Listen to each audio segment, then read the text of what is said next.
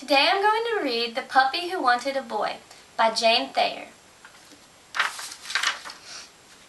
One day Petey, who was a puppy, said to his mother, who was a dog, "I'd like a boy for Christmas."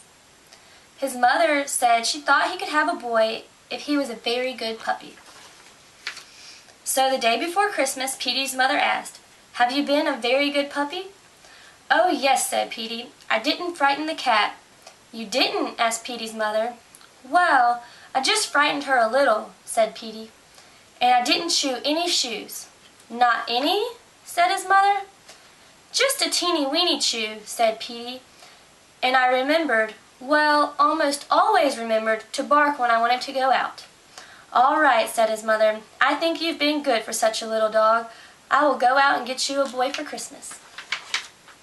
But when Petey's mother came back, she looked very worried. "How would you like a soft white rabbit with pink ears for Christmas?" she said to Petey. "No thanks," said Petey. "Don't you want a lovely canary?" "I'd like a boy," said Petey. "How about some guppies?" said Petey's mother. "I just want a boy," said Petey. "Petey," said his mother at last, "there are no boys to be found."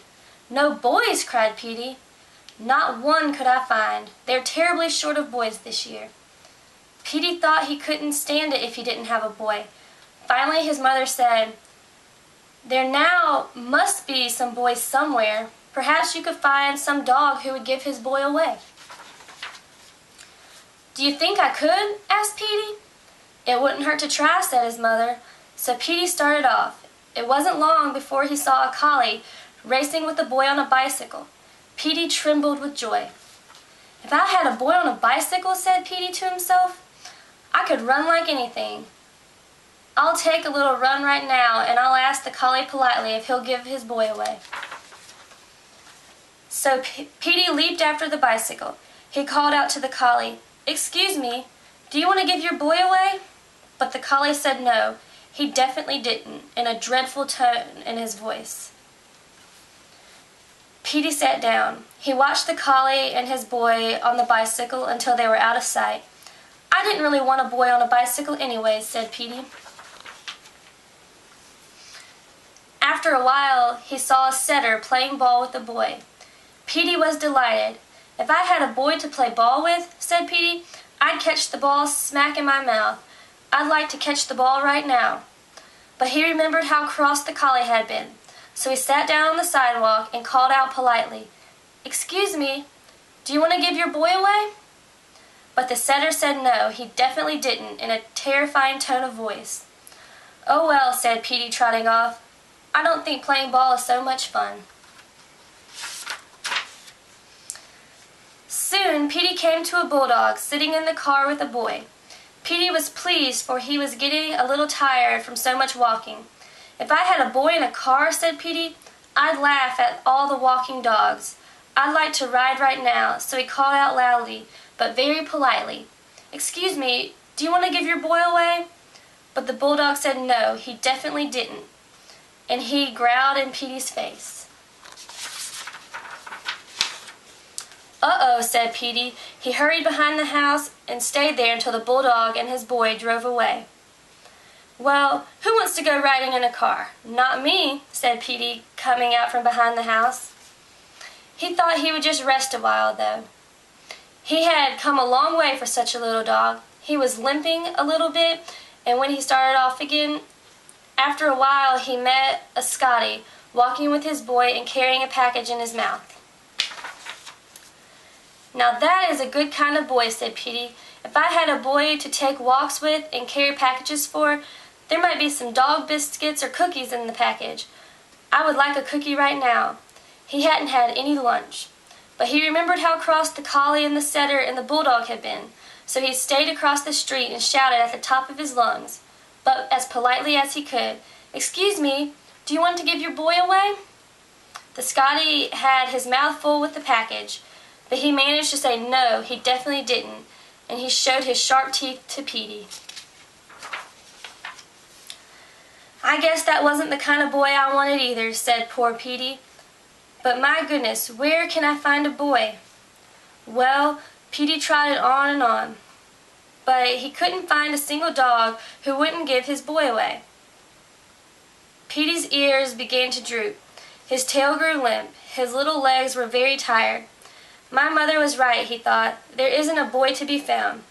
Just as it was getting dark, he came to a large building on the very edge of town.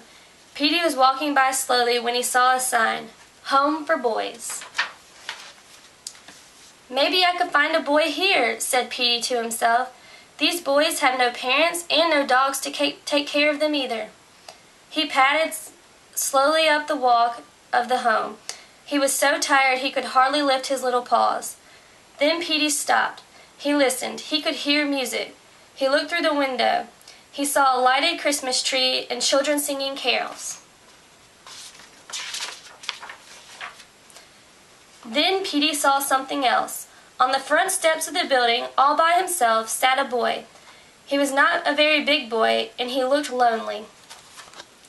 Petey gave a glad little cry. He forgot about being tired. He leaped up and landed in the boy's lap.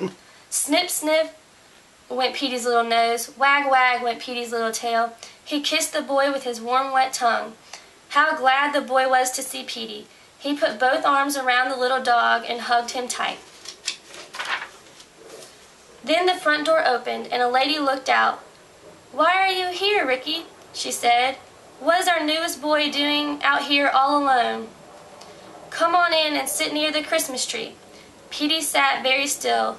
The boy sat still. The boy looked up at the lady and looked down at Petey. Petey began to tremble. Would the boy go in and leave him? "I'm not alone," said the boy. "I've got a puppy." "A puppy?" said the lady. The lady came out and looked at Petey in surprise. Can he come too?" said the boy. "Why," said the lady, "you're a nice little dog. Wherever did you come from? Yes, bring him in." "Come on, puppy," cried the boy. In they scampered. A crowd of boys was playing around the Christmas tree. They rushed at Petey. They picked him up and petted him. Petey wagged his tail. He wagged his fat little body. He frisked about and licked every one of the boys. "Can we keep him?" said one. "Can we give him supper?" said another. "Can we fix him a nice warm bed?" said a third. "We will give him some supper and a nice warm bed," said the lady, "and tomorrow we will find his mother and see if she'll let him stay." Petey knew his mother would let him stay. She knew how much he wanted a boy. "But won't she be surprised," said Petey to himself, with a happy little grin, "when I tell her I got 50 boys for Christmas." The end.